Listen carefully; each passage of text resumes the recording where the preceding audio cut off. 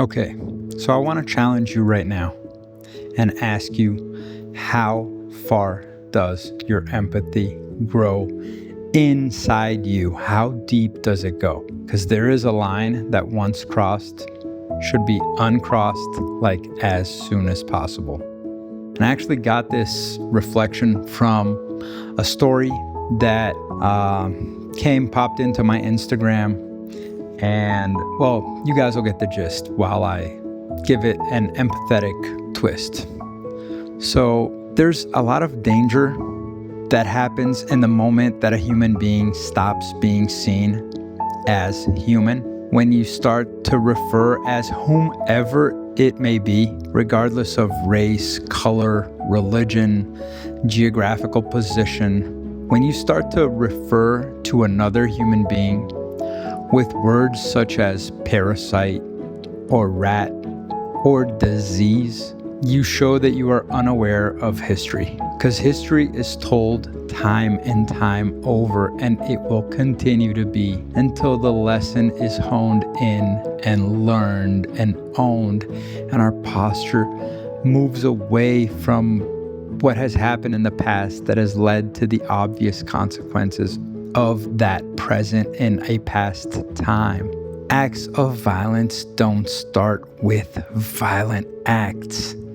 They start with language. And once the nervous system is trained to no longer recognize the other as human, then just about anything becomes justifiable. So I want to challenge everyone, including myself, and I do this all the time, with a really uncomfortable question. How far does your empathy actually go? We were talking about coherence and Jesus's coherence and his various lessons, such as if someone slaps you on the cheek, give the other cheek. That is completely contrary to the law of Talion, which is an eye for an eye and a tooth for a tooth.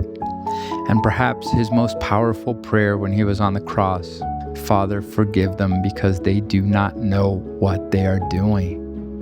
Look, it's really easy to have empathy for people you like, for people that you agree with, and for people who look like you and share in the same values. But what about for your enemy? What about towards the person who hates you or has done an evil act to you or to the ones that you love? How about empathy towards a group that scares you, or towards an ideology that even disgusts you? Guys, can you see that no child, no newborn is born hating like that? That every extreme belief was once and prior shaped, reinforced, and repeated until it became someone's unfortunate reality, and they are as much a victim as they are a wrongdoer. Can you see that perhaps if you were in the same or similar circumstances, you have a high probability rate of becoming very similar to that meme that pops and appears from that archetypical structure? Look, this doesn't mean you have to agree with who you do not agree with. That's unreasonable.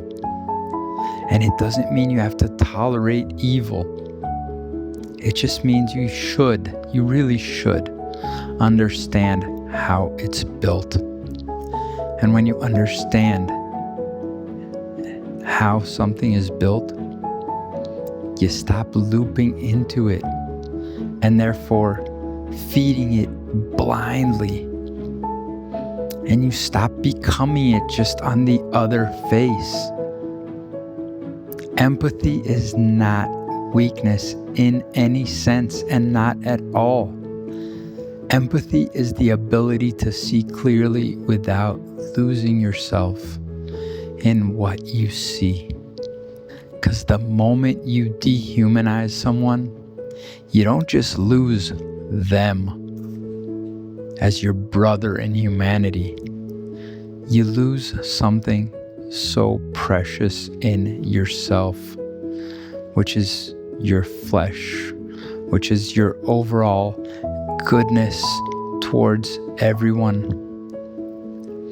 your positive faith in the Hizgachi and the rescuing of this planet. And that's the line that VOT and VOM, ventral orientation method and ventral orientation therapy, wants to protect you from crossing. The one that, once crossed, you should run back from in order to not become who you are criticizing and who you don't want to be. Ventral orientation is the discipline of staying human in spite of remaining good in spite of, in a world that constantly invites you not to.